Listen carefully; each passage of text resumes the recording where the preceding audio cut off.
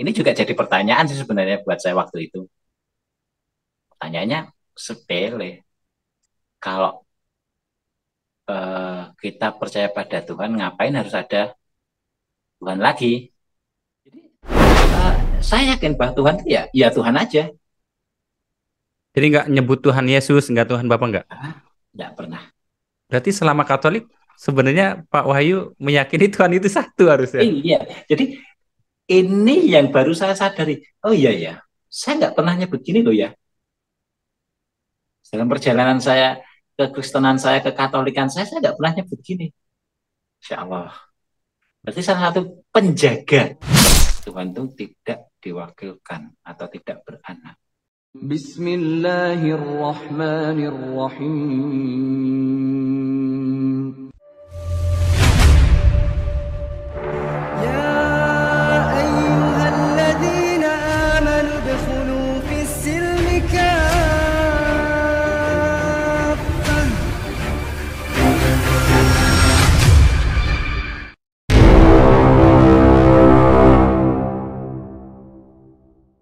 Assalamualaikum warahmatullahi wabarakatuh. Selamat datang di Ngaji Cerdas. Insya Allah mencerdaskan umat bagi mereka yang berpikir. Alhamdulillah, sahabat Ngaji Cerdas, kita seperti biasa akan ngobrol-ngobrol dengan narasumber lagi nih. Insya Allah kali ini kita akan berbincang-bincang dari studio Ngaji Cerdas ke Solo ya. Insya Allah beliau eh, Pak Fajar Wahyu ya, langsung kita sapa saja. Assalamualaikum Pak Wahyu. Ya, Waalaikumsalam warahmatullahi Ma- wabarakatuh. lebih sering dipanggil Pak Wahyu atau Ustadz Fajar atau Ustadz Wahyu ini? Kalau saya lebih sering dipanggil Mas Wahyu, Oh, tapi saya panggil Ustadz dulu ya. jangan ah. Terlalu berat buat saya kalau dengan panggilan Ustadz karena ada beban moral yang itu harus saya pikul.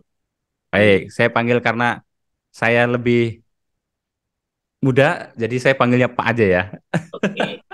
Baik, Pak Wahyu, alhamdulillah Iya, nih kita sudah berjumpa ya dari sekian bulan kita ngobrol via WhatsApp, bahkan harusnya saya ketemu nih waktu saya di Jogja ke Solo nih. Tapi iya. qadarullah karena mungkin ada satu hal lain, akhirnya kita jumpanya di Zoom. Tapi insya Allah ini tidak mengurangi keberkahan kita untuk bersilaturahim Pak Wahyu ya, insya Allah.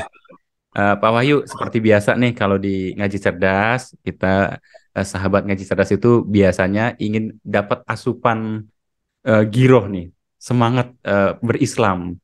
Biasanya para sahabat Ngaji Cerdas ini menyaksikan atau melihat kisah-kisah hijrah sahabat-sahabat kita, saudara-saudara kita yang dari agamanya yang dulu bukan Islam, ya ada yang dari Hindu, Buddha, dan sebagainya, Kristen gitu ya, masuk jadi seorang Muslim gitu ya. Nah, ini kisahnya ini seperti apa gitu loh Pak Wahyu nih. Diawali dari apa masuk Islam itu Pak? Sahabat Ngaji Cerdas, sebelum kita melanjutkan diskusi saya dengan Pak Wahyu, Alhamdulillah Pak Wahyu ini dulu seorang mualaf ya, dan beliau sekarang Alhamdulillah membangun ekonomi ya, ekonomi keumatan. Ini ada produk yang mungkin bapak-bapak ya, bapak-bapak atau teman-teman semua menemani isi cangkir kopinya gitu ya, isi cangkirnya. Dan Iya. beliau alhamdulillah mempunyai produk sendiri nih. Produknya mungkin akan dijelaskan oleh Pak Wahyu sendiri. Silakan Pak Wahyu. Assalamualaikum warahmatullahi wabarakatuh. Sahabat Najibras, perkenalkan saya Wahyu Fajar Prasetyo, dulu mualaf, sekarang Muslim. Alhamdulillah, eh, untuk menguatkan dakwah saya mempunyai sebuah produk yang namanya kopi hitam Mataram kuno, terbuat dari biji kopi Temanggung premium grade-nya. Kopi ini benar-benar organik karena memang kita tidak ada campuran apapun. Murni biji kopi dari Temanggung. Bisa dicoba kalau antum penasaran bagaimana rasa kopinya. Kalau saya bilang kopi saya enak karena saya penjualnya. Tapi silahkan antum coba. Nanti bisa dihubungi dengan di Ada di Nanti sini nanti ya. ya, nanti ada di sini. Kalau yang satunya lagi apa tuh, Pak? Yang satunya lagi yang bungkusnya saya. Yang satunya lagi adalah eh, kopi rempah. Kalau di Jawa namanya kohwa itu ya. Nah, kalau di kohwa itu di Arab ya kopi, tapi orang-orang Jawa itu bilang kohwa, kopi rempah. Jadi komposisinya adalah kopi, ada kapulaga, ada habatus sauda jintan hitam, ada cengkeh, ada kayu manis, dan ada sereh. Jadi ya ini adalah herbal semua. Tapi karena kita UMKM, kita tidak boleh memberikan manfaatnya, tulisan manfaat. Betul. Jadi nanti silahkan dicoba manfaatnya atau khasiatnya seperti apa, yang pasti Rasakan sendiri ya. rasakan sendiri. Oke, Jadi tadi kan yang warna warna merah ini robusta, yang ini rempah. Apa bedanya, Pak? bedanya kalau robusta ini benar-benar kopi murni. Hmm. Jadi memang benar-benar biji kopi yang di roasting lalu digiling dan kita kemas. Hmm. Nah, Berarti ini ini sudah bentuk bubuk, Pak? ya sudah bentuk bubuk dan ini sudah berizin, ada Oh. PRT-nya. Jadi memang Jadi jangan khawatir ya. jangan khawatir Jangan karena khawatir, insya Allah. sudah ada pengawasan dari Dinas Kesehatan untuk Ya. bagian UMKM karena memang Ya, harus ada izinnya kalau kemasan. insya Allah. Nah, pokoknya biar penasaran langsung coba aja deh kayaknya. Iya. Apalagi wah, Coba itu aja nanti insya Allah dikirimnya dari Solo ya, Pak ya. iya, insya Allah. Dari Solo. Jadi pesennya tuh kalau bisa sepaket aja, biar pengen apa namanya, pengen yang rempah bisa dicoba ini, pengen yang original silakan yang robusta. Sahabat ngaji cerdas, ini adalah bentuk ikhtiar Pak Wahyu sebagai seorang Muslim yang dulunya mualaf ya. Ini membangun ekonomi umat dari kita untuk kita juga nih, insya Allah ya. Dan insya Allah udah dijamin ya, dijamin sudah ada apa namanya, izin produksi, Fungsinya. semuanya lah insya Allah. Tinggal siapkan gula sama cangkir di rumah dengan air panas ya. Oh iya. Betul. Dan Masya Allah. satu lagi, Satu lagi. sebagian keuntungan, Oh. sebagian keuntungan dari kopi ini yang penting. Ini dihibahkan untuk dakwah. Jadi seperti saya mempunyai majelis Al-Quran, jadi sebagian keuntungan itu kita untuk memberikan perlengkapan dalam Masya itu. Allah. Jadi selain dapat rasa kopinya, dapat pahala juga ini kalau beli kopi ini, Masya Hadiah Allah. ini. Jadi Karena- majelis, kajian Quran dan sebagainya dibiayai dari penjualan ini loh. Jadi sahabat ngaji cerdas, nanti hubungi nih, nanti kita sertakan nomor pemesanan ya Pak Wahyu ya, Insya Allah. Insya Allah. Nanti dari ngaji cerdas akan menyediakan. Masya Allah. Nanti dikasih sesuatu tuh kayaknya sama Pak Wahyu. Baik Pak Wahyu, Insya Allah. tidak lama-lama lagi nanti kita kapan nih kisah hijrahnya gitu ya. Kita ngobrolin kopi jadinya nih. Masya Allah. Baik Pak Wahyu, nanti sahabat ngaji cerdas yang mau kopinya langsung hubungin aja karena ini adalah home industri ya. Jadi mungkin stoknya nggak terlalu banyak gitu ya. Jadi terbatas, tapi bisa. Info dulu tuh katanya tuh, Masya Allah. Karena ini kopinya kopi premium dari Temanggung Pak ya, infonya. Iya betul. Masya Allah. Yuk kita dukung ekonomi umat, terkhusus para mu'alaf yang berdakwah. Iya. Barakallahu fikum, Pak Wahyu. Amin. Kita lanjut diskusinya. Langsung saja ya Mas. Ya silakan Pak. Jadi sebelumnya saya ingin menyapa untuk sahabat ngaji cerdas. Assalamualaikum warahmatullahi wabarakatuh. Alhamdulillah. Wassalatu wassalamu ala rasulullah.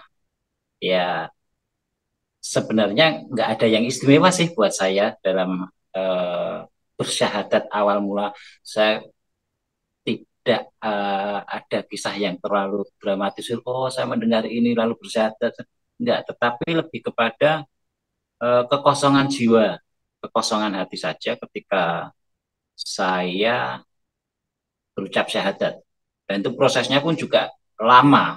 Saya mencari itu lama. Untuk mengucapkan itu juga lama. Jadi memang saya dilahirkan dari keluarga non-Islam, dari orang tua sampai saudara-saudara saya. Nah,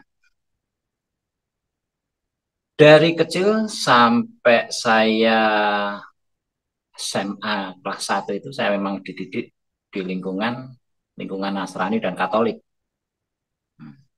Cuma mengapa saya sampai bisa mengucapkan syahadat yang itu sakral buat saya, benar-benar sakral.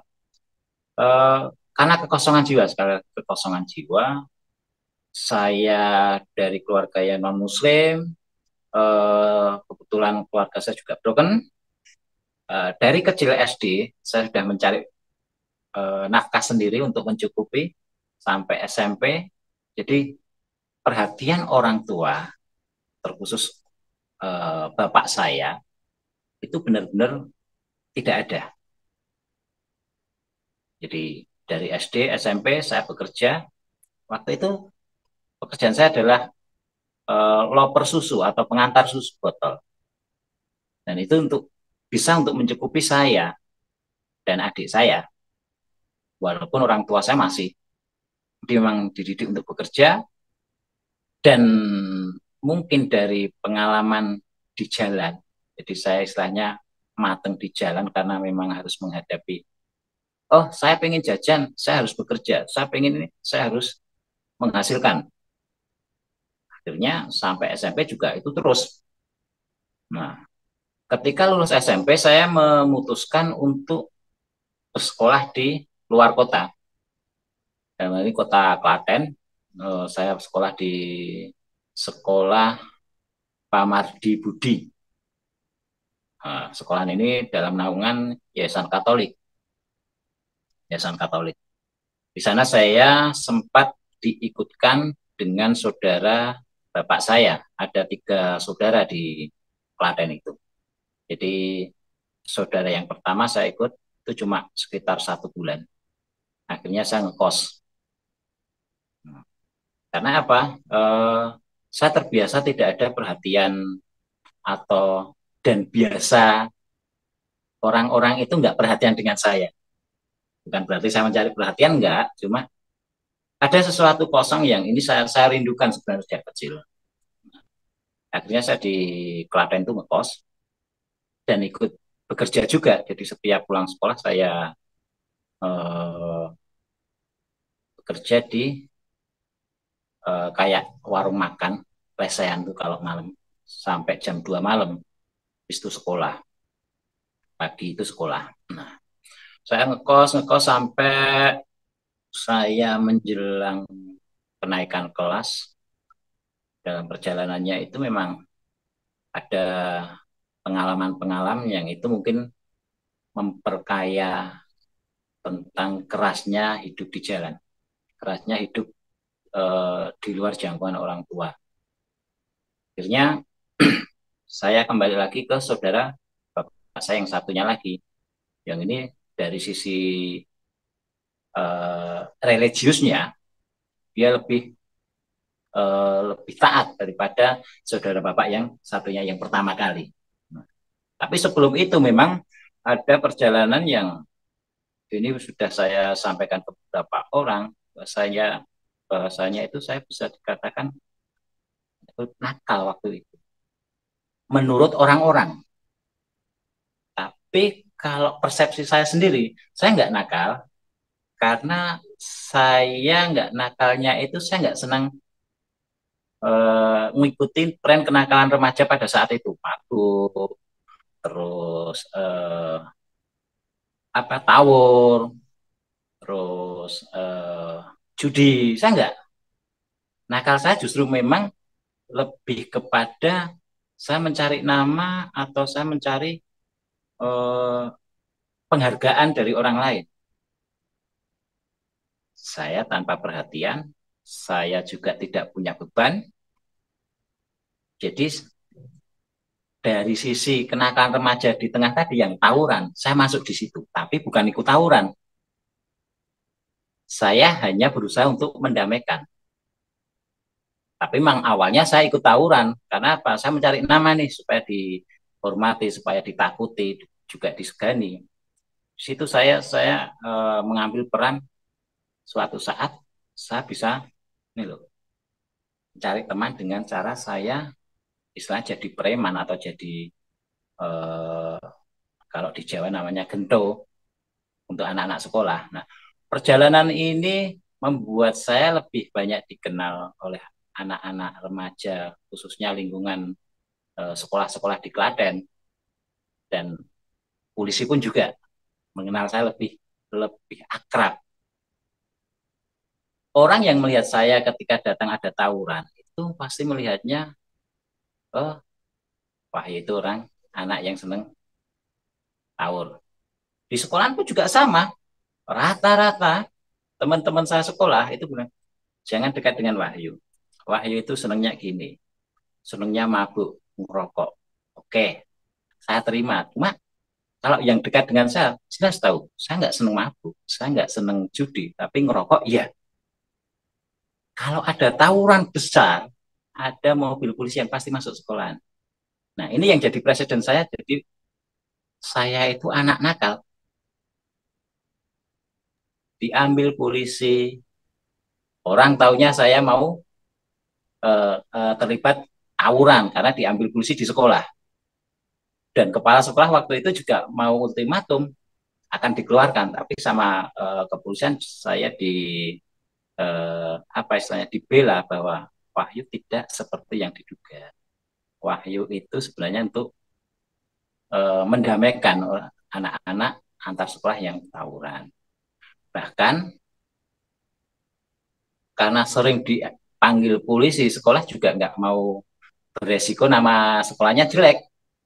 Orang tua saya, dalam hal ini Pak Lek saya, dipanggil, diberitahu, ya akhirnya Pak Lek mengambil keputusan, saya diambil Pak Lek yang nanti menjadi saksi syahadat saya, diambil untuk dibawa ke rumahnya. Di rumahnya ini pun juga saya dikasih tahu, dikasih omongan, mau sampai kapan kamu nakal. Pak Lek pun sampai bilang, saya nakal. Karena urusannya selalu dengan polisi, selalu dengan polisi. Padahal urusan dengan polisi atau urusan tawuran di Klaten itu saya sebenarnya hanya untuk mencari hidup. Ketika saya kenal banyak orang, banyak teman di pedesaan-pedesaan, saya pasti akan dapat hidup. Tanda kutip dapat hidup itu bukan misalnya saya minta uang keamanan atau disediakan, enggak. Tapi ketika saya kemanapun, saya akan diterima dengan baik. Tapi Pak Lek, kembali lagi ke Pak Lek. Pak Lek itu menganggap saya nakal. Sampai saya dinasihatin, kamu mau sampai kapan? Kayak gini. Saya jawab, nantilah, santai toh Pak Lek, tenang. Yang penting saya nggak ganggu sekolahan saya, nggak ganggu pelajaran saya. Saya mau apapun, saya juga nggak ngerepotin Pak Lek. Nggak pernah ada surat panggilan dari kepolisian atau apa, kan nggak pernah. Jadi nakal saya di mana, saya pertanyakan. Bahkan saya loh Pak Lek, saya itu kalau main kemana-mana dikasih uang saku sama polisi. Nakal saya di mana? Saya tuh bantu supaya teman-teman nggak seneng tawur. Kalau mau mabuk itu urusan mereka sendiri. Karena gini, yang namanya hobi yang bisa masuk itu memang seleranya mereka. Tapi yang saya jaga adalah jangan sampai tawur. Bahkan kalau teman-teman mabuk, kamar kos-kosan saya kunci. Supaya apa? Mereka nggak reseh di luar. Saya sampai segitunya Islam menjaga teman-teman saya, kenalan-kenalan saya. Tapi ya itu tadi, orang-orang sudah menganggap saya nakal. Nah, akhirnya memang setiap hari dinasehati, setiap hari kadang diomelin sama bule saya. Akhirnya ya udah saya mereda, saya tinggal di rumahnya Pak Le itu. Ya cuma aktivitasnya sehari-hari, kebetulan rumah itu bengkel. Di pulang sekolah bantu bengkel, berangkat sekolah, pulang bantu lagi. Kayak gitu, jadi monoton. Sampai pada akhirnya saya mengamatin adik-adik saya, adik-adik sepupu saya. Ketika jam 3, mereka bareng-bareng satu keluarga sholat jamaah, nanti maghrib sholat lagi jamaah, sedangkan saya nongkrong di luar ngerokok. Itu Pak Lek juga nggak negur kalau masalah itu, karena tahu saya adalah Nasrani, ya kan? Jadi nggak negur, biasa.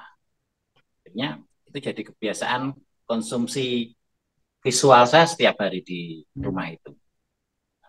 Bahkan kalau saya minggu hari Ahad itu nggak ke gereja, Pak Lek juga negur.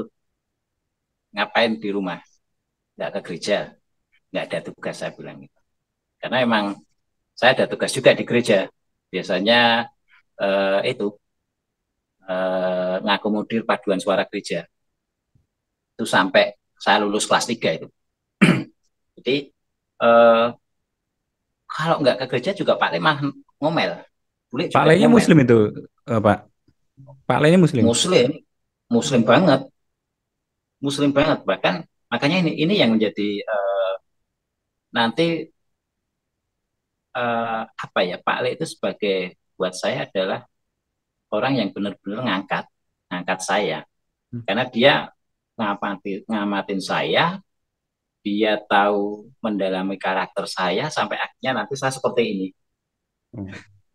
Jadi memang kalau saya nggak kerja ditegur. Kalau saya ada kegiatan di luar selain ke gereja, karena ikut di rumah Pak Lek, nggak diizinin. Dan sebagainya. Jadi benar-benar dikontrol. Bahkan satu momentum yang membuat saya mungkin berpikir ternyata ini yang saya cari. Jadi ketika saya pulang sekolah, saya itu habis juga dari kantor polisi, Pak Lek tahu itu. Sampai di rumah ditanya, pelajaranmu sampai mana? Kamu sudah siap enggak untuk akhir tahun tes? Padahal itu belum sampai akhir tahun. Ini pertanyaan simpel, tapi ini loh yang saya rindukan dari seorang orang tua yang menanyakan, piye sekolahmu, bagaimana sekolahmu, pelajaranmu sampai di mana? Ini tidak pernah saya dapat dari saya sekolah, dari SD sampai SMA. Inilah mulai perjalanan religi saya diawali dari sini. Alex sampai memperhatikan seperti itu. Bahkan saya nggak ke gereja aja, saya ditegur. Orang tua saya sendiri aja enggak. Akhirnya proses, kalau anak sekarang proses labil. Terjadilah proses yang labil buat saya. Saya sering ngelamun, saya sering lihat adik-adik saya sholat, Pak Lek saya juga ngaji. Adiknya udah Muslim, Pak? Gimana? Tadi adik adiknya, sepupu, anaknya Pak Lek. Ya. Anak-anak Pak Lek. Jadi waktu itu kan masih di Klaten nih, masih sekolah kelas 2 SMA nih. Ya. Ya. Jadi adik-adik anak-anak Pak Lek itu juga sholat. Dan di sana kan saya dianggap paling tua. Ya. Nah, akhirnya saya suatu saat saya tanya ke Pak Lek, Pak Lek, sholat itu caranya piye toh? Sholat itu caranya gimana sih? Ya kayak gini, jawaban Pak Lek gitu. Ya kayak kamu lihat Pak Lek sholat, adikmu sholat, adikmu sholat. Oh, ya udah. Lewat hari lagi saya tanya, Pak Lek, ngapain sholat harus pagi, siang, menjelang sore, lalu maghrib? Ya, memang anjurannya kayak gitu. Jadi nggak boleh ditinggal. Oh, selang sekian hari. Kayaknya sehat ya Pak Lek ya, sholat tuh bangun pagi, sholat kayaknya sehat. Gantinya olahraga ya. Alhamdulillah, memang sebenarnya ada kesehatan, nilai-nilai sehat di dalam gerakan sholat. Oh iya. Selang beberapa hari akhirnya saya bilang, Pak Lek, saya pengen sholat. Caranya gimana? Tanya, Pak Lek tidak langsung mengiyakan. Yakin, serius, mau sholat, mau ikut sama Pak Lek sama adik-adik, yakin. besok aja. Jadi nggak seketika, besok aja. Besoknya saya tanya, Pak Lek, jadi nggak ngajak saya sholat? Saya tanya, ngajak saya sholat. Akhirnya sudah Isya waktu itu, Pak Lek tanya, kalau kamu sekarang sholat, kamu masuk Islam, sekolahmu gimana? Kan sekolahmu sekolah Katolik, dan kamu punya tugas juga dari sekolah. Saya bilang, oh ya juga ya. Akhirnya saya bilang gini, sekolah itu kan kulitnya aja Pak Lek. Orang kan lihatnya saya sekolah di Katolik. Orang teman-teman saya yang Islam juga ada di sana kok. Yakin serius kamu mau sholat? Iya. Kalau kamu mau sholat, syaratnya cuma satu, syahadat. Syahadat. Mungkin kamu pernah dengar kalimatnya. Iya. Ya udah. Yakin mau sholat? Yakin Pak Lek. Oke. Akhirnya saya dituntun oleh Pak Lek mengucapkan kalimat syahadat. Ikuti Pak Lek. Kalimatnya seperti ini. Nanti kamu resmi masuk Islam. Tapi sebelumnya ambil wudhu dulu. Yuk, diajarin. Jadi awal mula mas saya diajarin wudhu. Wudhu dulu, habis itu dituntun. Bismillahirrahmanirrahim. Asyhadu alla ilaha illallah wa asyhadu anna Muhammadan Rasulullah. Akhirnya Pak Lek bilang, alhamdulillah disaksikan adik saya, adik-adik sepupu saya itu sama bule. Terus diajak sholat. Saya bilang, kalau sholat nanti bacanya apa, Pak Lek? Ikuti saja. Jadi Pak Lek cuma jawabnya, ikuti saja.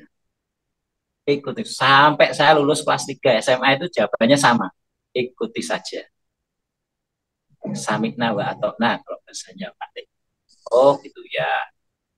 Jadi sampai saya SMA kelas 3 sampai lulus, saya nggak tahu sholatku bacaannya apa.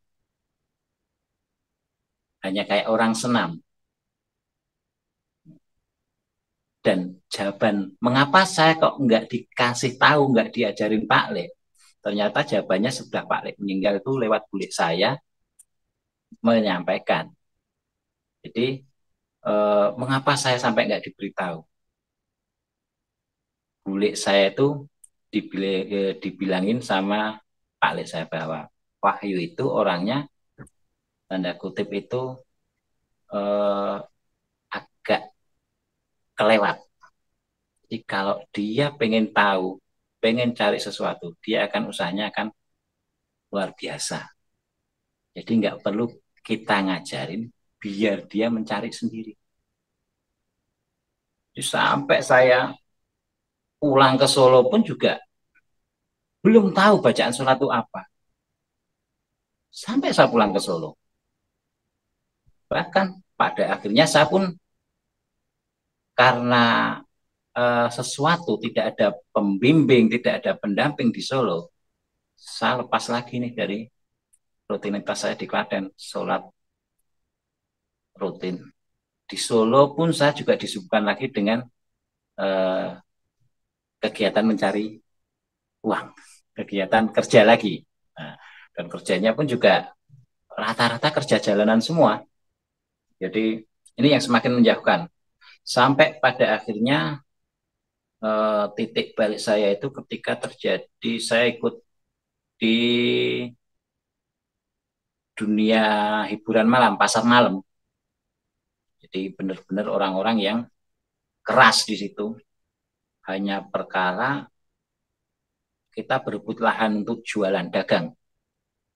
Akhirnya kita tawuran sampai saya mengalami bisu sementara. Jadi leher tenggorokan saya ini kena pukul balok sama besi. Jadi saya nggak bisa bicara kurang lebih 1 bulan itu.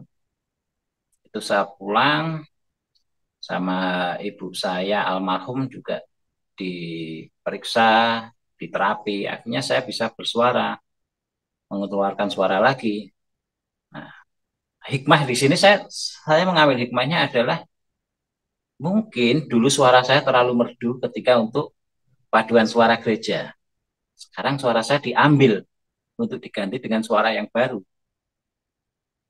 Nah, ibu saya bilang, ya wes, kalau kamu sekarang katanya sholat, ayo sholat yang benar. Almarhum ibu saya bilang gitu, nggak usah cari-cari yang di luar, nggak usah nakal-nakal di luar, sholatlah.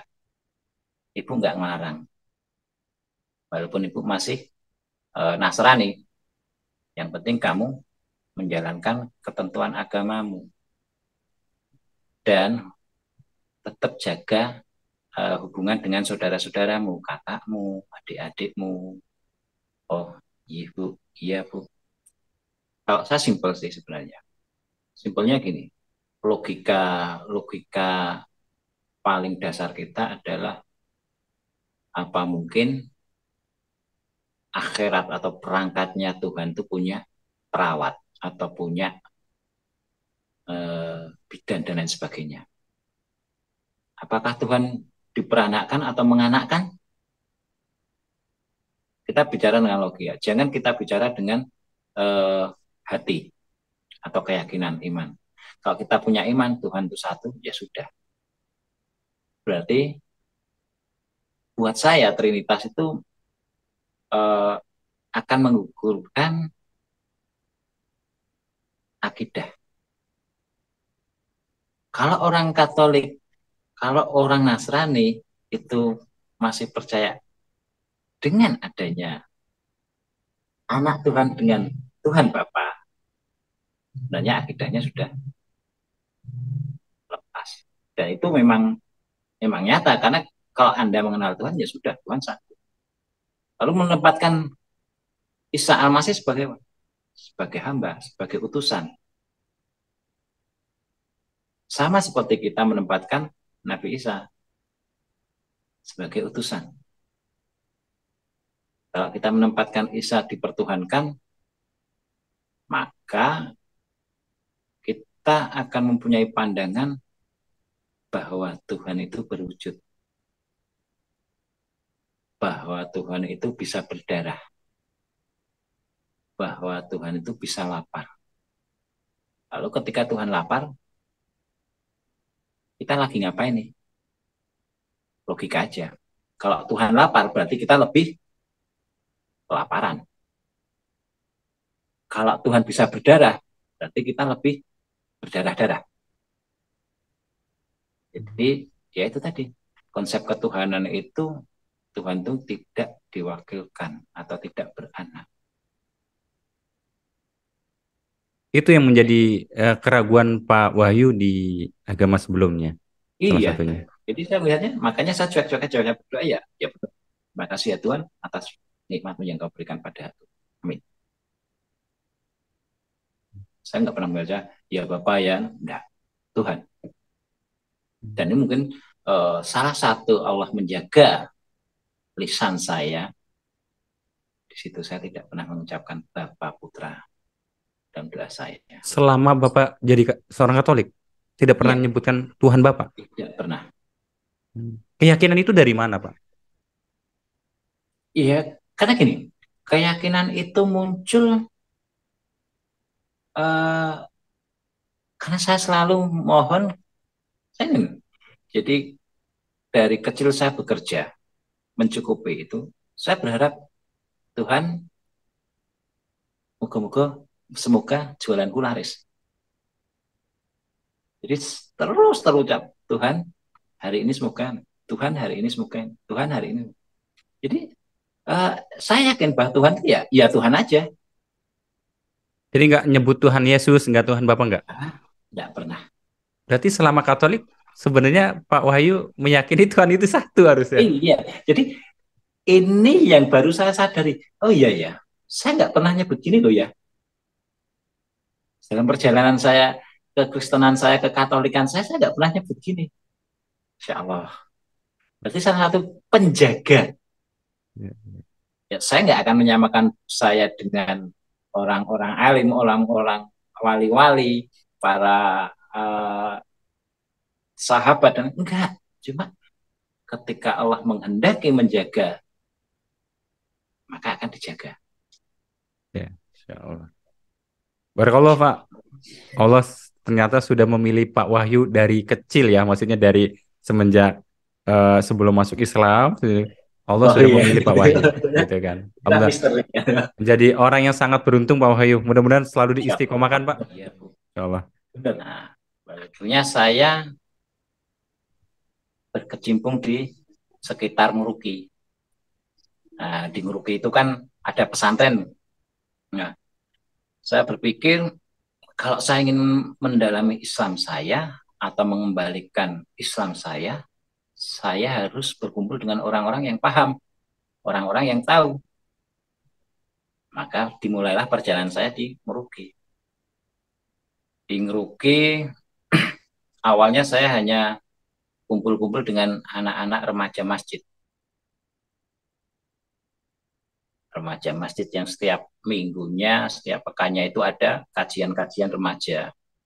Nah, terus ada juga saya berhubungan dengan beberapa ustadz di Muruki yang saya pengen mendalami Islam itu seperti apa. Saya bertanya dengan ustadz-ustadz pengajar di Muruki, ada almarhum Ustadz Wahidin, almarhum Ustadz Badrut Tamam, dan banyak ustadz-ustadz muda lainnya yang ini banyak membantu saya. Tapi pada saat itu saya belum bisa ngaji. Akhirnya saya dikenalkan dengan Ustadz Ahmad Jundan. Ahmad Jundan ini yang nantinya menjadi pengajar saya, pengajar mentor saya untuk belajar ngaji. Tapi sebelumnya itu saya itu di masjid ikut kajian dan lain sebagainya itu memang zong, nggak tahu apa-apa. Saya cuma jadi tukang bikin minum. Karena tiap kajian selalu ada tilawah dulu dan itu bergilir. Saya menghindari itu. Kajian, menghindari sampai suatu saat dari ada sebuah penerbit buku Islam di sekitar Muki yang itu memberi kesempatan remaja masjid untuk bekerja di penerbit buku tersebut. Dan kebetulan dipilih saya. Jadi di penerbit buku Al-Qawam Cemani. Disitulah mulai terbuka ilmu-ilmu yang benar-benar saya butuhkan. Karena penerbit buku ini menerjemahkan buku-buku kitab-kitab para ulama. Saya membaca dari terjemahan-terjemahan itu dari teman-teman penerjemah. Saya baca banyak. Inilah lautan ilmu yang terbuka awalnya. Hanya memahami terjemahan dulu. Masya Allah, di situ saya benar-benar kayak Allah ini loh benar-benar mendampingi orang-orang yang mau hijrah, niat untuk mendalami Islam. Seperti awal saya dibilang sama orang tua saya, sama ibu saya, kalau mau Islam ya Islam tenang, ayo sholat toh. Makanya saya mulai berhijrah di Keruki. Nah, di sini benar-benar dituntun. Ini loh lautan ilmu yang dibuka. Walaupun bukan kitab kuning, tapi sudah kitab putih yang diterjemahkan. Nah, ini nih yang menjadi dasar saya. Akhirnya timbul nih pertanyaan, ini maksudnya apa ya? Saya tulis. Sehari saya mencari 10 pertanyaan. Dan ini saya tanyakan dari buku yang saya baca, saya tanyakan ke ustadz-ustadz di pondok. 10 pertanyaan yang sama. Ditanyakan kepada 10 ustadz yang berbeda. Akhirnya jawabannya akan macam-macam tapi intinya sama. Nah, dari situlah saya dibilangin sama Ustadz Badrut Tamam almarhum, kamu sudah mulai belajar yang namanya tafsir. Walaupun kamu nggak sengaja, kamu hanya bertanya. Ini loh tafsir. Kamu melihat dari beberapa pandangan guru-guru di sini. Karena pandangan Ustadz A akan berbeda dengan Ustadz B. Tapi intinya sama.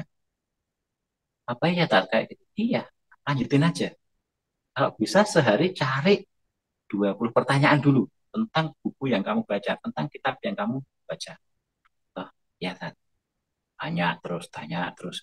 Di sini saya diperkaya dengan banyak pemahaman, ilmu-ilmu yang benar-benar saya awalnya nggak tahu. Dan kenapa saya berani menanyakan di situ? Karena memang di Ngeruki pada waktu itu memang orang-orang yang tinggal di wilayah Ngeruki itu mau masuk pondok, istilahnya jadi santri kalong, dibebaskan. Bahkan saya masuk di kelas 1 sanawiyah, nanti masuk ke aliyah, bebaskan sama Ustaz karena udah tahu memang orang sekitar situ gitu.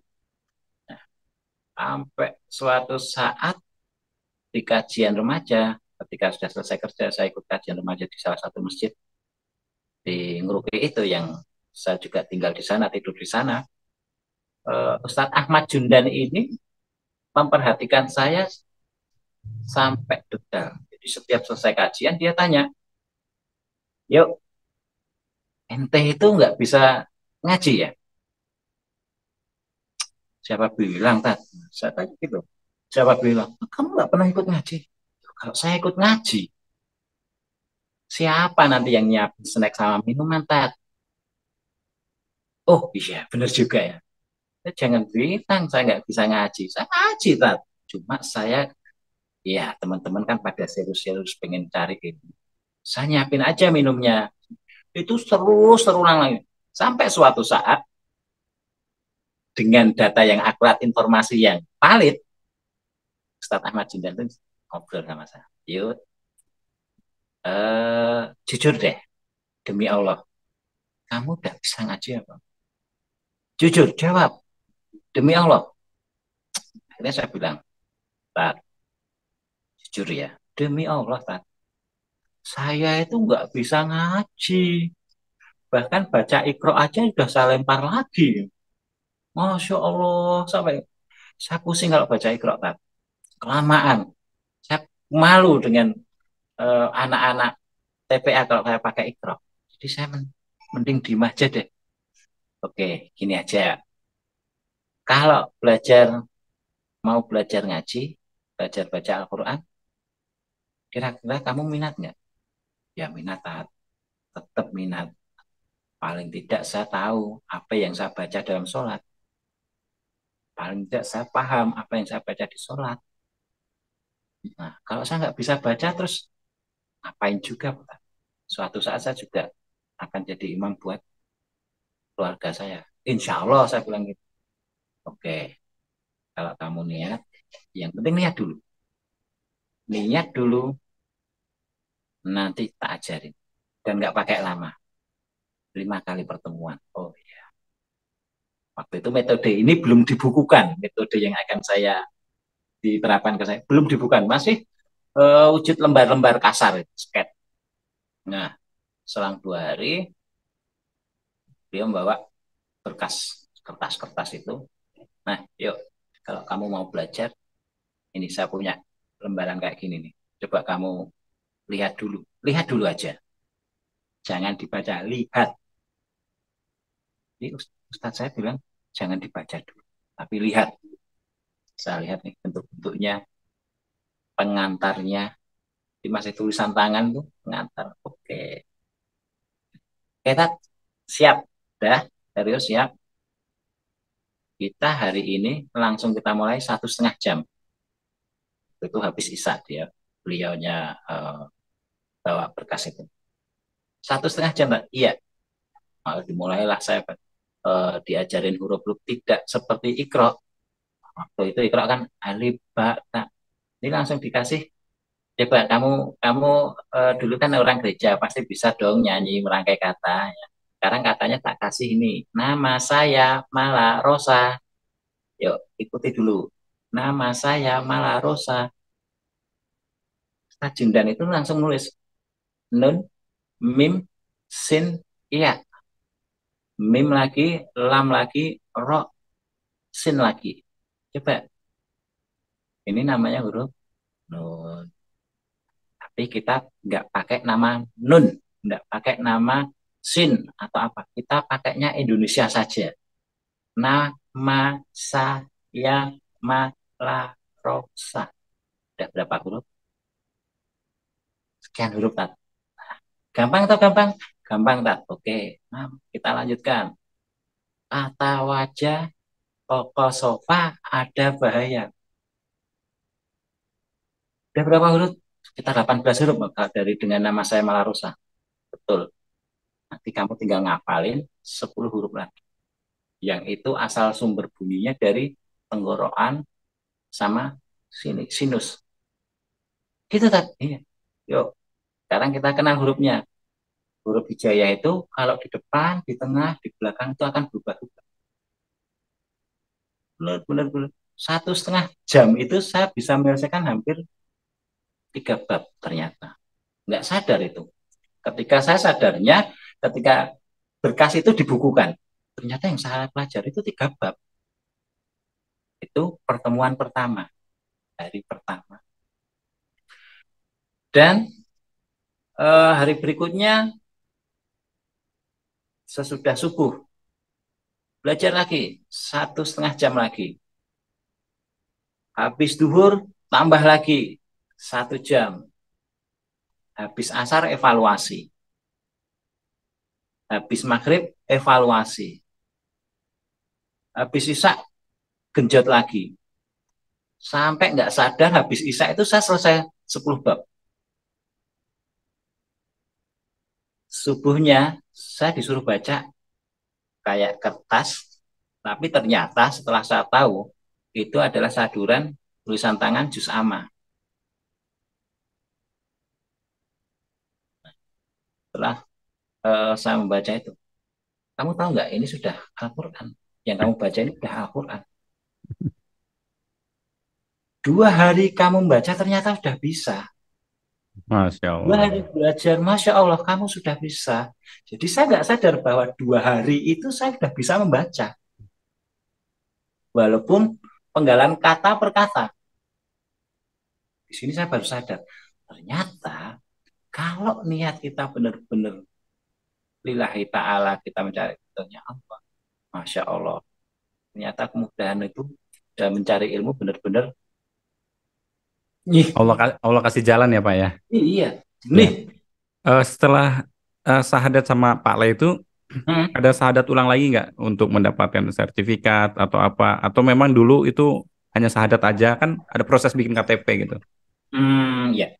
Kalau mungkin waktu itu belum ada model itu ya. Kayak sekarang ya?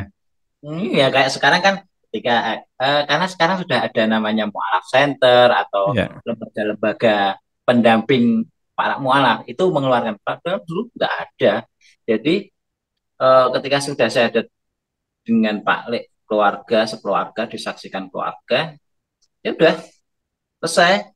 Terus saya sampai saya lulus sekolah itu keluarga saya yang di Solo, orang tua saya baru tahu kalau saya udah bersyahadat. Berarti proses bikin KTP juga karena kan belum 17 tahun mungkin ya waktu SMA.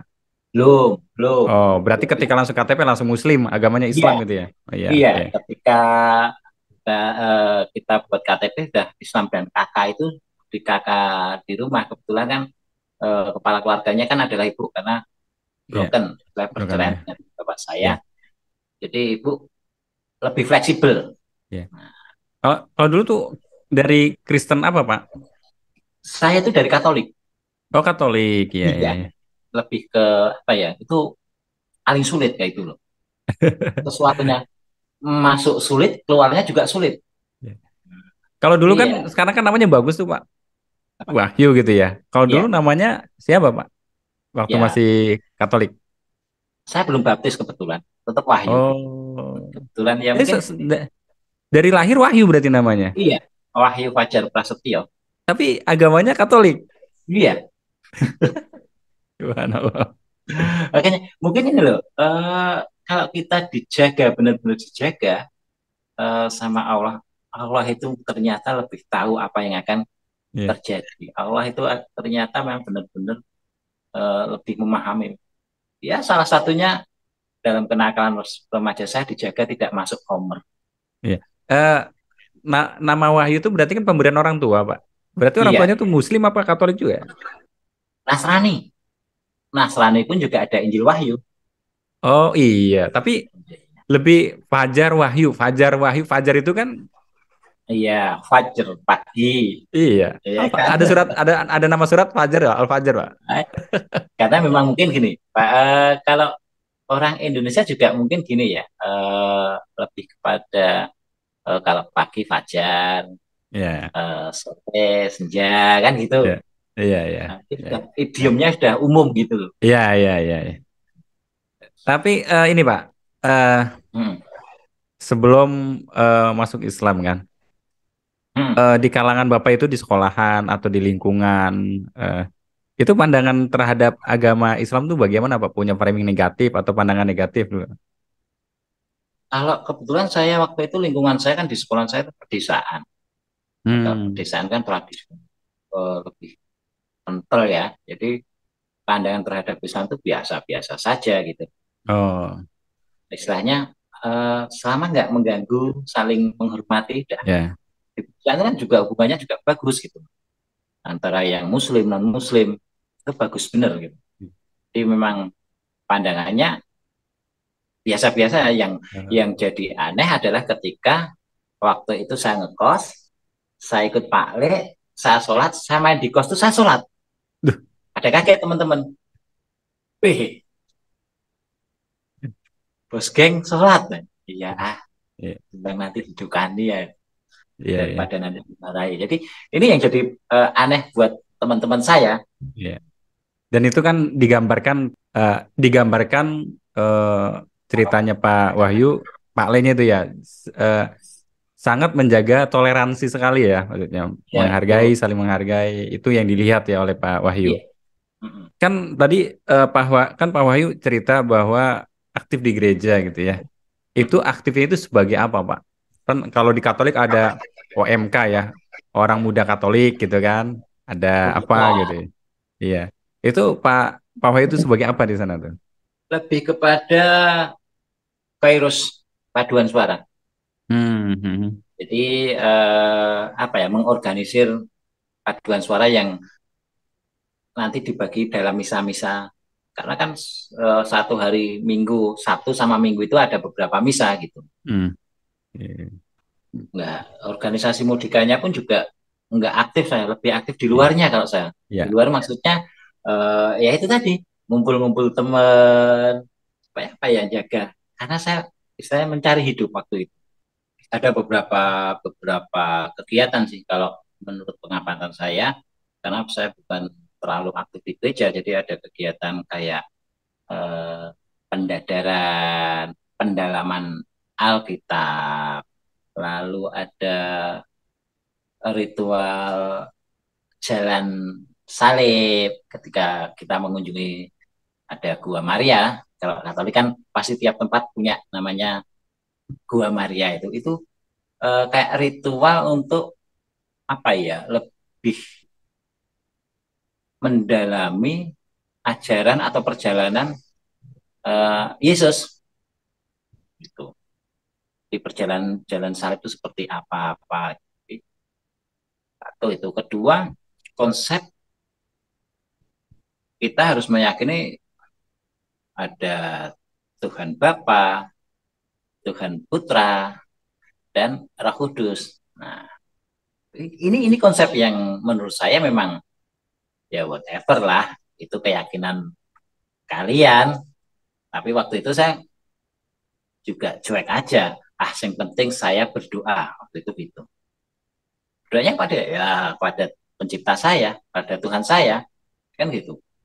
Jadi lebih saya tidak benar-benar mendalami tentang konsep ketuhanannya, tauhidnya. Tapi ya alhamdulillah saya paham sedikit-sedikit tentang isi kitabnya. Hmm. Apa tuh Pak yang paling Bapak Hmm. pahami tentang apa? Gimana? Ya, isi Alkitabnya itu apa yang Bapak pahami itu? Ya tentang hukum kasih. Jadi ada ayat, saya lupa di Injil apa. Jadi akulah jalan kebaikan dan kebenaran. Tidak ada seorang pun yang akan datang ke rumah Bapa tanpa melalui aku. Mungkin ini udah pernah dengar ya. Ya pernah. eh, Mas Asep. Nah, ini hukum kasih gitu tadi. Jadi Hmm. mereka mengajarkan bahwa jalan kebenarannya itu cuma lewat tanda kutip Tuhan, Hmm. Yesus, tanda kutip. Nah, nah, jadi tidak ada orang atau yang diselamatkan kalau tidak melalui Yesus. Nah, pikiran-pikiran. Ini juga jadi pertanyaan sih sebenarnya buat saya waktu itu. Pertanyaannya sepele. Kalau kita percaya pada Tuhan, ngapain harus ada Tuhan lagi? Kalau kita percaya ketauhidan, ngapain harus ada Tuhan juga? Aneh buat saya gitu loh. Aneh. Tapi ya waktu itu memang otak saya memang nggak sedetail itu. Jadi whatever lah, terserah lah. Tapi masya Allah akhirnya sekarang saya apa ya tercerahkan dengan kulhu Hmm. bahwa kulhu Allah lah. Allah itu cuma satu, nggak ada yang lain, nggak diperanakan, tidak menganakkan. Udah pasti kalau saya masih ingat beberapa pendeta pastor jadi mengibaratkan kalau eh, Trinitas itu ibaratnya kayak kunci sama gembok. Ada anak kunci, ada gemboknya. Ibu kuncinya mana nih? Pertanyaannya kan gitu. Kalau dipertanyakan nggak mereka nggak jawab juga. Gitu loh. Makanya ini ajaran-ajaran kadang eh, apa ya menggambarkannya yang kadang nggak masuk akal, bukan apple to apple. Gitu. Masa Tuhan disamakan dengan gembok, anaknya disamakan dengan anak kunci. Ini membekas sampai sekarang juga. Dan itu dari pendeta itu. Iya, dari pendeta sama pastornya itu. Hmm. Tuh. Nah, ada lagi yang bikin saya agak-agak kadang ketawa juga sih, karena ini saya ngalami juga waktu sakramen. Sakramen, jadi ke Paskah itu ya, sakramen hosti namanya roti, kayak roti gandum itu yang Ya. ringan, kayak opak lah, Hmm. opak gandum tapi nggak ada rasa. Itu dicelupin di anggur, ya kan? Nah, tapi ketika saya ngikutin, kok nggak ada anggurnya nih? Anggurnya mana ini? Jadi katanya dicelupin. Ya kan cuma hostnya aja. Ah, ini ngibul nih. Ternyata saya tanya-tanya. Anggurnya itu buat romonya sendiri, buat pastornya. Karena anggurnya memang anggur dari Italia. Nah, ini berarti kita kena prank nih. Kita cuma suruh makan rotinya yang itu lengket betul di apa ya, di langit-langit mulut ini. Susah itu kalau nggak dikasih air minum. Oh ya. Terus saya ngambilnya juga banyak. Di rombongan yang belakangnya nggak kebagian. Jadi memang kenakalan-kenakalan itu juga pernah saya jadi dalam itu dalam istilahnya buat mereka sakramen suci gitu loh, ritual suci. Tapi kan ya, ambil ya setebel gini. Karena kalau satu mah lengket. Ya itu beberapa pengalaman sih. Jadi ya masya Allah kalau sekarang kita pikirin kadang ketawa sendiri juga gitu. Jadi Gitu. waktu itu nggak terlalu begitu mengkritisi tentang konsep ketuhanan ya Pak. Jadi ngikut aja Enggak, gitu. iya Hmm. ngikut. Jadi Ya. memang seperti yang di awal saya katakan tidak ada sesuatu yang istilahnya berlebih-lebihan lah dalam saya masuk Islam. Seperti yang saya sampaikan tadi, saya itu kan kosong banget nih, kurang perhatian, ya Hmm. kan? Saya berpikirnya sudah waktu itu mungkin sudah jauh. Apakah saya nanti juga kalau berkeluarga juga akan seperti orang tua saya? Ya. Nah, tapi ketika saya melihat dalam ini kekompakan keluarga Pak Lek saya berpikir ini kok asik ya. Ketika diperdengarkan suara azan, mereka buru-buru ambil wudhu, nunggu satu dengan yang lainnya. Ketika sudah anggota keluarga semuanya sudah ngumpul, sholat, habis itu ngobrol-ngobrol sebentar, saling menanyakan, ini asik nih, Ini kan yang saya dapat nih sebenarnya. Secara tidak langsung, eh, ini loh yang membuat saya Islam itu ternyata kayak gini nih, sangat perhatian dengan satu dengan yang lainnya, keluarga antara orang tua, anak, walaupun hanya sekilas waktu itu. Dan itu nggak menjadi apa ya, eh, sesuatu yang mendasar banget. Cuma ada yang menggerakkan nih. Allah menggerakkan saya, Masya Allah. Sampai saya bertanya, Pak Lek, sholat itu seperti apa sih? Caranya gimana sih? Ini sebenarnya ada yang nuntun nih.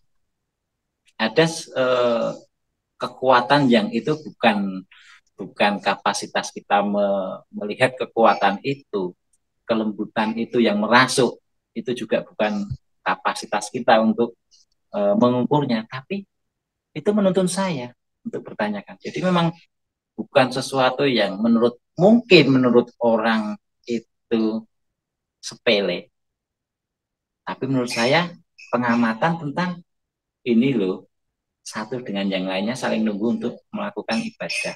Sudah ibadah ada sedikit komunikasi obrolan. Dan yang sangat menyentuh adalah ketika Pak Lek bertanya, gimana sekolahmu, bagaimana pelajaranmu, terus kamu seperti apa. Ini kan implementasi dari Pak Lek menanyakan kepada anak-anaknya ketika sehabis sholat. Tapi kepada saya adalah ketika saya pulang sekolah. Perkara gimana sekolah, bagaimana pelajaran ini. Ini yang menyentuh saya sebenarnya. Lebih menyentuh. Karena saya merindukan ini, pertanyaan ini. Nah, ini yang akhirnya saya, Pak Lek ternyata dengan anak-anaknya seperti ini kalau sudah sehabis sholat. Ya, menimbulkan keinginan saya bertanya, gimana caranya sholat? Apa syaratnya untuk sholat? Nah, jadi memang enggak istilahnya wow banget sih. Biasa, menurut orang-orang sih. Menurut saya sendiri juga biasa. Mak, ini loh saya digerakkan untuk menanyakan. Enggak spektakuler lah kalau Masya Allah. Tapi setidaknya hidayahnya itu datangnya dari situ Pak ya. Maksudnya Iya, dari akhlak dan adabnya Pak Le mungkin dan keluarganya begitu ya Pak ya. betul Nah, bisa jadi itu juga. ya kita doakan untuk Pak Le, Pak Wahyu semoga. Terus bagaimana perasaannya Pak ketika setelah syahadat nih sama almarhum Pak Le nih memutuskan untuk menjadi seorang Muslim. Perasaannya dulu pas waktu dua kalimat syahadat itu. Bagaimana perasaan waktu itu? Kalau perasaannya wow, istilahnya apa ya? Mungkin kalau suruh gambarin sulit ya, tapi ada sesuatu eh, kerinduan yang benar-benar benar-benar jadi kerinduan yang benar-benar telah lama saya sulit banget itu digambar. Setelah lama saya nanti dengan saya ada pesannya kayaknya gini, eh, Pak Lek dan keluarga itu kayak bentangkan saya pedih banget, bener tuh, bentangin sayap dan itu sayap itu merengkuh seluruh badan saya. Itu mungkin itu yang saya rasakan awal mula saya bersahadat itu. Jadi saya cium tangan Pak Lek saya, Bu Lek saya, dan adik-adik saya pun cium tangan saya, kayak seolah-olah ada sayap yang benar-benar melingkupi saya sendiri. Wow pokoknya. Masya Allah. Terus Jadi proses belajar tadi yang Bapak Wahyu ceritakan ya, itu apa kesan ya Pak? Kesan ketika belajar Islam itu apa Pak? ketika saya dibukakan lautan ilmu dengan saya ikut di Alkom, penerbit buku Alkom itu, iya, saya merasa awalnya mungkin agak sombong nih ya, Ria. Saya lebih paham dari kalian remaja-remaja masih teman-teman gitu. Kenapa? Ini kesempatan langka. Teman-teman saya di masjid aja belum sampai baca buku ini loh, kitab ini loh. Saya udah baca nih. Walaupun eh, balik lagi, kitab putih bukan kitab kuning karena sudah terjemahan. Tapi saya udah paham nih apa yang ketika kajian. Oh, tentang kajian tentang pacaran nih, remaja. Oh, kayak gini-gini nih. Saya udah paham nih, udah tahu nih. Ya kan? Jadi eh, bahkan kadang ketika diskusi dengan teman-teman saya menyampaikannya itu hampir mirip dengan yang disampaikan oleh yang isi kajian. Tapi bahasa saya adalah bahasa sebaya, bahasa satu pantaran. Jadi mungkin bahasanya lebih simpel, sesuai dengan apa yang saya pahami. Dan itu malah lebih masuk. Kok aneh ya? Gak aneh ya? Jadi akhirnya juga teman-teman tanya, Mas, kamu kan di Alkomas, paling nggak tahu dong tentang ilmu ini. Ya sedikit lah, tapi terjemahan. Tapi saya nggak paham-paham betul, itu saya masih tanya ke beberapa ustadz di pondok dan di sekitar MUKI. Wah, mewakili ya Mas ya. Kadang titipan juga dari teman. Ada kebanggaan. Ternyata teman saya juga belum paham nih.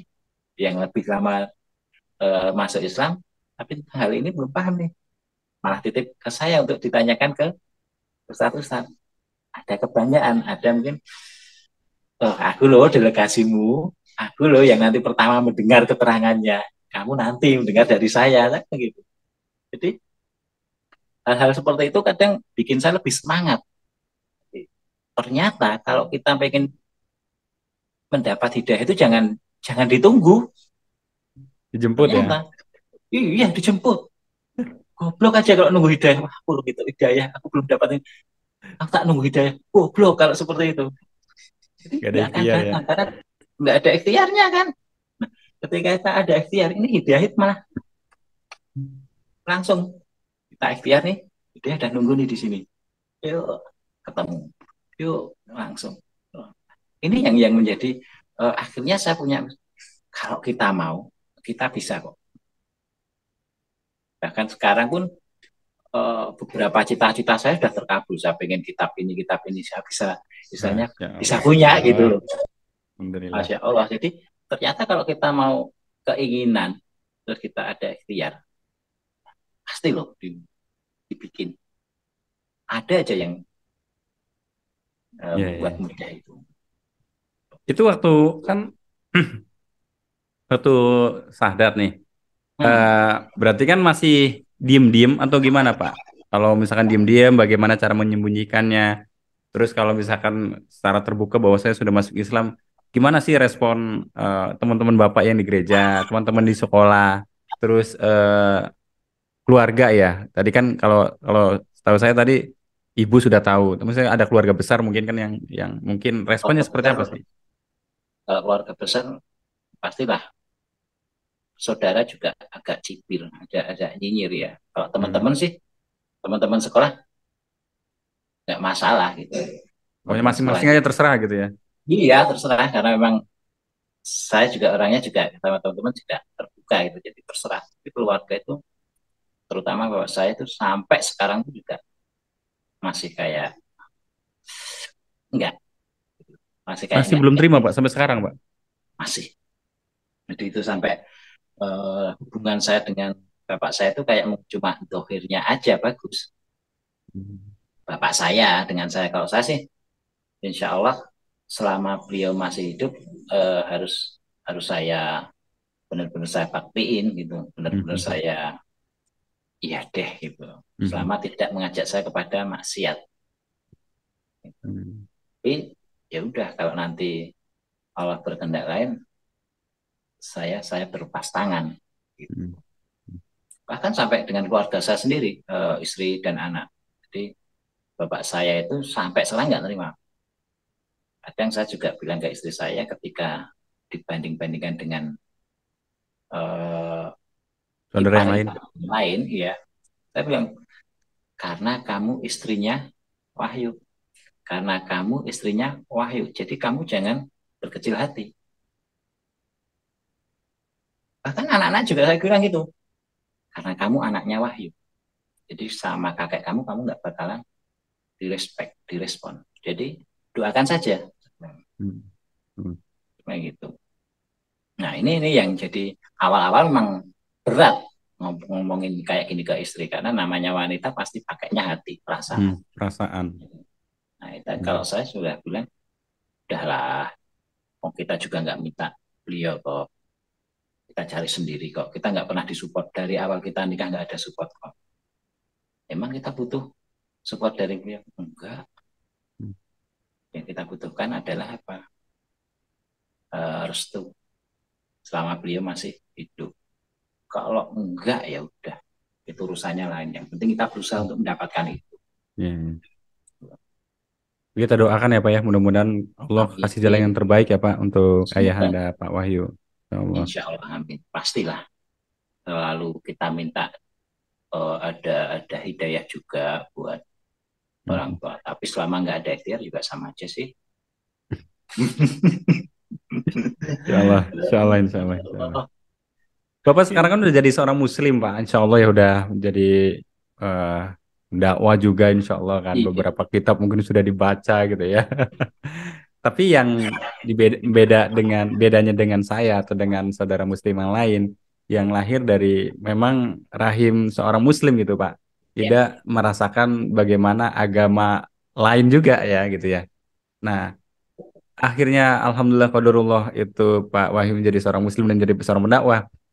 Sekiranya Pak, kalau ada framing negatif, ada orang yang mungkin mencibir Islam ya, bukan Muslim ya, karena kan Islam dan Muslim itu dua hal yang berbeda. Nah, kalau ada yang memframing negatif atau ada hal-hal buruk tentang Islam nih, Bapak sebagai seorang yang convert to Islam itu bagaimana meresponnya, Pak? Rasa gini, framing Islam baik atau buruk sebenarnya yang menentukan kita sendiri. Ya, menempatkannya kita di mana? Jujur, awal-awal dulu saya juga dapat framing yang buruk, bahkan di lingkungan Islam sendiri, ya kan? Cuma bagaimana kita menempatkan? Saya tidak akan berbicara agama lain memframing, tapi sebenarnya kita sendiri yang memframing, ya kan? Contoh nih, ketika saya awal-awal masuk Islam, saya ada komunikasi dengan ustadz-ustadz pondok. Bahkan dari sisi pakaian, saya di framing buruk dulu. Nah, tetapi saya melihatnya gini, mungkin secara muamalah saya lebih kepada apa sih hubungan dengan masyarakat itu bagaimana sih? Apakah kita harus menunjukkan kesantrian kita, ataukah kita harus menunjukkan kealiman kita, ya kan? Karena ini santri dan kealiman itu bisa ditunjukkan dengan dohir aja sih, secara dohir. Saya masuk ke pesantren itu dengan celana jeans, kaos, ya, topi. Casual. Iya. Dan itu sebenarnya saya ingin ngajak sih sebenarnya kepada anak-anak muda di sekitar itu bahwa masuk pesantren itu enggak enggak seharus kayak kakak harus pakai baju koko, enggak. Kamu bisa dengan pakaian yang rapi, aurat tertutup, boleh masuk. Yang penting menjaga adab yang penting ya Pak ya. Iya, waktu itu. Jadi saya ditanya dengan Ustadz Abu, yuk ente pakai kayak gitu, gimana anak-anak pondok nanti ikut-ikut? Enggak, justru saya bawa orang-orang luar tuh biar tahu dalam pondok, karena framing pondok selama ini pondok dianggap keras. Ternyata pondok itu fleksibel. Di dalam pesantren Nahdliyin juga ada, Muhammadiyah ada, MTA ada. Karena mereka nggak tahu, orang luar tuh nggak tahu gitu loh. Nah, karena secara orang nyantri itu di sana itu cuma cari kurikulumnya. Kurikulumnya emang bagus gitu. Nah, itu framing negatif tentang pondok, tentang Islam. Menyuruh kamu harus gini, kamu harus jadi. Kalau orang-orang yang tidak sealiran kamu itu adalah kafir. Enggak ada. Saudara sendiri dihancurkan, enggak sealiran dikafir-kafirkan. Ini yang memframing Islam keras, Islamnya sebenarnya orang-orang kita sendiri. Jadi jangan menyalahkan orang luar yang memframing Islam keras, tapi kita sendiri yang harus introspeksi, muhasabah. Gimana sih meletakkan Islam itu bisa diterima? Ya kan? Gimana sih meletakkan Islam itu sesuai pada tempatnya rahmatan lil alamin? Ini nggak dipahami. Apakah dengan kita gembar-gembar saya ahlus sunnah wal jamaah, saya ini yang nggak syariat berarti kafir nih, yang sesuai syariat berarti aswaja nih? Apakah harus seperti itu? Saya enggak. Saya akan melihat sisi mata uang. Jadi framing baik dan buruknya ada terletak pada diri kita pribadi. Bahkan ketika saya mengajar untuk baca Al-Quran, saya enggak enggak mengarahkan kamu harus mengikuti aturan saya. Tapi gimana cara kamu paling mudah untuk menerima pelajaran ini? Saya hanya akan bantu mencarikan solusinya. Inilah, kita memframing diri kita. Saya memframing, saya ngajarin Al-Quran dengan metode Thaqifah, itu mudah bagi orang-orang yang nggak yakin. Framing Islam itu enak, Islam itu mudah, Islam itu happy, bahagia, Islam itu cinta, dan lain sebagainya. Jadi framing Islam, Muslim itu negatif di luaran itu jangan melihat keluar, tapi lihatlah ke kedalaman kita sendiri. Begitu kalau saya. Ya, baik Ustaz. Lalu bagaimana Ustadz Pak Wahyu ini berharap dapat berkontribusi dalam memperkuat hubungan antar umat, terutama kan dulu Pak Wahyu di agama Islam Katolik ya, terus Islam, supaya kita sama-sama tadi kalau dijelaskan oleh Pak Wahyu itu kan Islam rahmatan lil alamin, artinya Islam rahmatan lil alamin itu kan alamin, semua alam gitu ya, bukan hanya untuk umat Islam tapi semua gitu ya, sebagaimana dulu ya dalam kepemimpinan Umar bin Khattab ya, di Yerusalem itu semuanya dinaungi oleh beliau, maksudnya dipimpin oleh beliau, orang Yahudi, orang Nasrani, semuanya dinaungi gitu ya, bahwa membuktikan bahwa Islam rahmatan lil alamin gitu ya. Nah ini bagaimana Pak Wahyu bisa dapat berkontribusi untuk memperkuat hubungan antar umat beragama nih, terutama antara Islam dan bekas agama Bapak yang dulu gitu kan. Bagaimana Pak? Saya lebih kepada toleransi tadi. Toleransi itu bukan berarti kita menghormati. Toleransi itu tidak memaksakan sesuatu yang itu tidak sesuai dengan keyakinan kita. Itu toleransi. Karena orang tahunya toleransi adalah menghormati, menghargai. Enggak, justru toleransi tidak memaksakan. Ya, ini saya ulangi, tidak memaksakan sesuatu yang menjadi keyakinan kita kepada orang lain. Begitupun sebaliknya, itu toleransi. Nah, lalu muamalahnya, ya kita tetap bersosialisasi.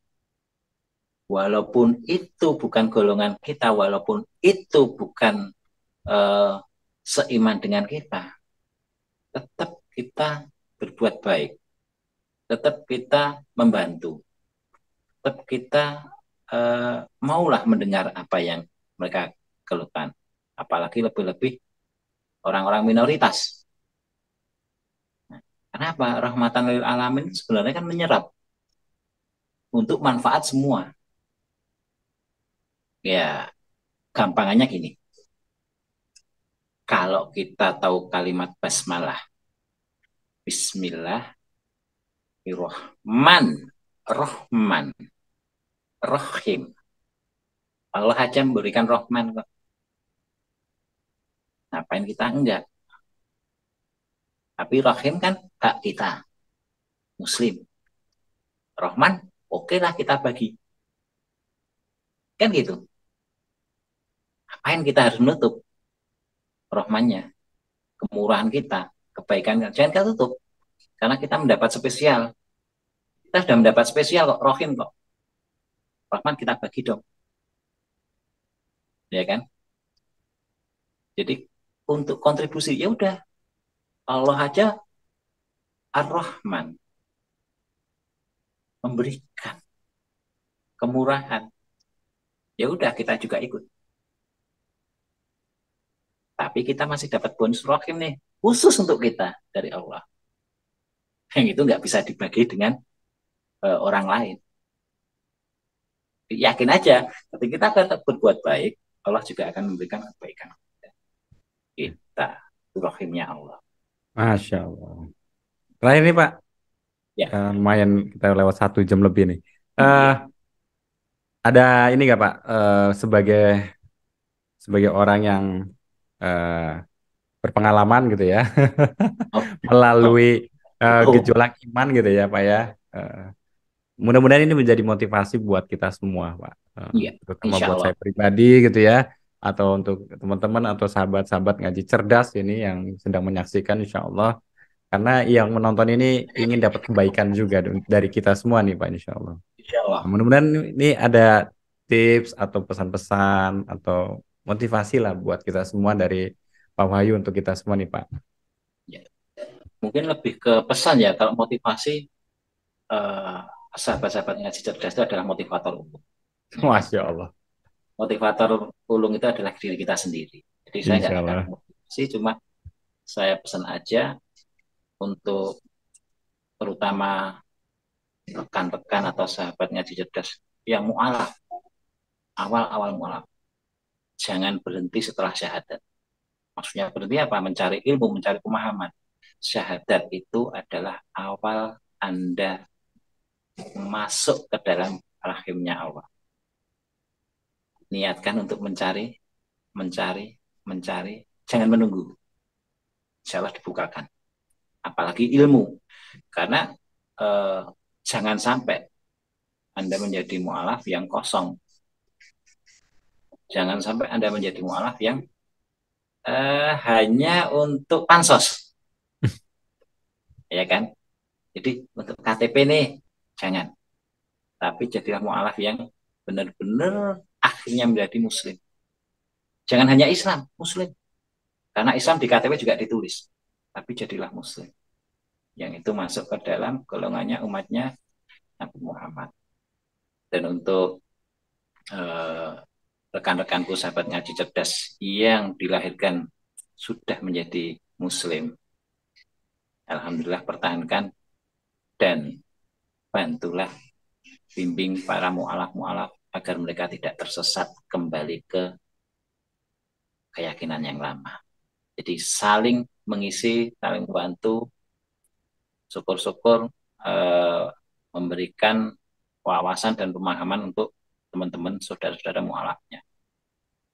Di harapan saya nantinya akan ada hubungan yang antara muslim lama dengan para mu'alaf itu benar-benar jadi kesatuan muslim yang utuh. Masya Allah. Itu. Jadi muslim yang satu. Jadi muslim yang kafah. Jadi Islam yang rahmatan lil alamin ya Pak ya. Betul. Gitu. Jadi karena kalau kita bercerai-berai itu musuh itu makin mudah untuk menyerang ya. Betul. Jadi yang penting selalu ikutin Al-Quran. Masya Allah. Para mu'alaf itu kan kuncinya kalau kamu jadi mu'alaf, mau jadi muslim gimana caranya? Harus tahu Quran dulu. Jika tahu Quran nanti tahu akan sunnah-sunnah Rasul dan lain sebagainya. Itu yang jadi pegangan kita. Karena Nabi hanya meninggalkan itu aja. Al-Quran dan sunnahku. Tuh, pedoman kita nih umat Islam nih ya. Iya. Ada Al-Quran dan As-Sunnah. Itu Masya Allah. Ini menjadi pesan yang sangat baik di penghujung obrolan kita nih Pak Wahyu. Masya Allah. Ya, Masya Insya Allah. Allah silaturahim kita tidak terputus di Zoom ini. Mudah-mudahan nanti Amin. kalau kita tim ngaji cerdas kebetulan lagi di Jawa Tengah, kita insya Allah mampir di Pak Wahyu gitu ya. Masya Allah. Semoga barokah untuk kita semua. Manfaat untuk Amin. kita semua. Syukran jazakallah khair Pak Wahyu. Mudah-mudahan ini menjadi manfaat untuk kita, menjadi kebaikan untuk kita semua, untuk saya Pak Wahyu juga pemirsa sahabat ngaji cerdas yang masya Allah setia untuk menunggu tayangan di ngaji cerdas. Disclaimernya adalah tayangan ini ditujukan hanya untuk teman-teman Muslim ya. Jika ada di luar komunitas Muslim dan menonton, resiko tanggung sendiri ya Pak Wahyu ya gitu ya. Risiko tanggung sendiri dan kita ya risiko kita tanggung sendiri dan kita memang sifatnya edukasi ya, bukan provokasi, bukan untuk hal-hal perdebatan yang hanya debat kusir gitu ya. Jadi insya Allah ini kita sifatnya edukasi. Barakallahu fikum Pak Wahyu. Amin. Mohon maaf ya pemirsa jika saya ada salah-salah kata. Kesempurnaan hanya milik Allah. Hal salah dan hilaf itu milik saya pribadi sebagai manusia yang lemah, yang dhaif ya. Jazakallahu khairan. Barakallahu fikum. Assalamualaikum warahmatullahi wabarakatuh. Assalamualaikum warahmatullahi wabarakatuh. Pak Wahyu ini ada